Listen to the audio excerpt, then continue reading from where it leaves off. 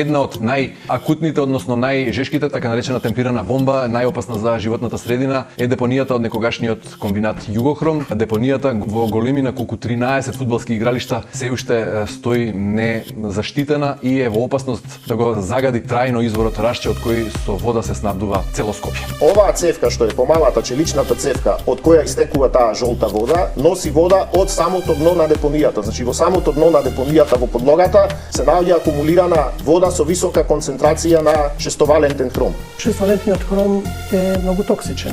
Бидејќи не е заштитена депонијата, не е покриена, дождовните води ги раствараат хроматите и тие понираат во подземните води и површинските води исто така. Преземени се мерки само за зафаќање на дел од површинските води, пречистување нивно во смисла на редуцирање на хромот од 6-валентен до 3-валентен и негово испуштање во вардар. 6-валентната верзија на хром, посебно во води за пиење, е многу токсичен, доведува до појава на рак, заболување на црниот дроб, намалување на репродуктивната способност, други стомачни органи, нервниот систем и така натаму. Тука треба да напоменеме дека и хромот во форма на 3-валентен е исто така ризичен, токсичен. Сите стручњаци, сите експерти што работеле на овој проблем, кога ќе се анализира самиот хидрогеолошки модел, укажува на можност за контаминација. Дали ќе се случи и кога ќе се случи, не може да се тврди. Но фактот што ние имаме постојана продукција на контаминирана вода, таа вода не ја прочистуваме, секојдневно се зголемува притисокот. Подземните води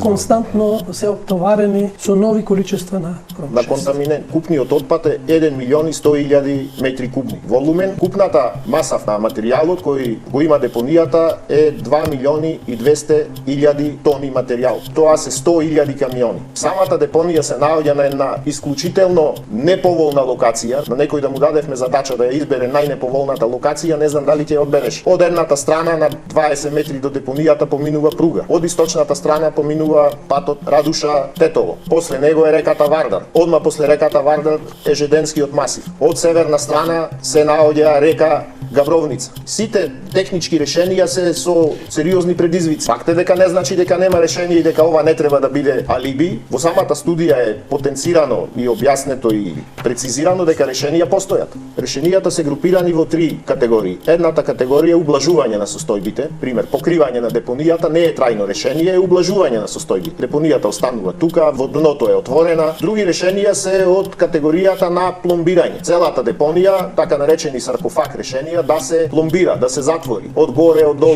херметички да се затвори по сите стандарди. Тоа подразбира локално преместување на депонијата во претходно изготвена подлога со хидроизолација, со сите можни технички решенија најприменливи во светско ниво за ваков тип на депонии. Трето решение е оваа депонија од тука да се земе и да се однесе на друга поволна локација во Македонија, локација која ги задоволува во голема мера условите за депонија за опасен отпад и во тој случај на самата локација ќе немаме депонија, на друго место ќе се депонира безбедно. Не постои решение пократко од 5 години. Она што е најважно е што е можно побрзо да се отпочне со решавање.